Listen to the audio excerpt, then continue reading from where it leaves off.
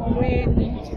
Ngiyaphila ndithetha noNcumisa Mkhwetyana owaseJimistini eGoodhope Extension 5. Siqale imatshi, sine-2 weeks siqale imatshi.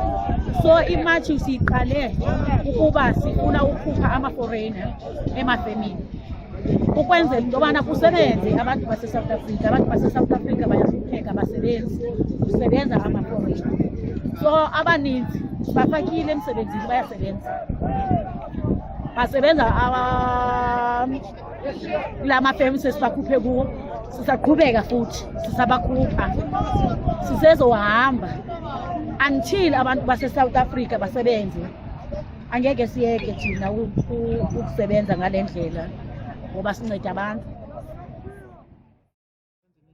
Igama lami nguLihle ngwakaDlamini Sibongo, ngihlala eJimistini eDukathole. Njengoba nisibonile nje siqala i-march and march, i-march yethu esiyenzayo peacefully, asilwi, asiluthi, asibethi bantu. Ukuthi inhloso yethu sifuna imisebenzi, sifuna ukusebenza somphakathi waseJimistini, ukuthi abantu bangaphandle sisana nabo kahle kahle. Asibafuni, sifuna bahambe ngoba sigqibele imisebenzi. Bona balentoza basigqibele imisebenzi, baletha izidakamizwa eziningi la eSouth Africa. So thina sithi mabahambe, asibafuni kuze sizokhululeka siyi-South Africa, sisebenze yonke into yethu ihambe kahle.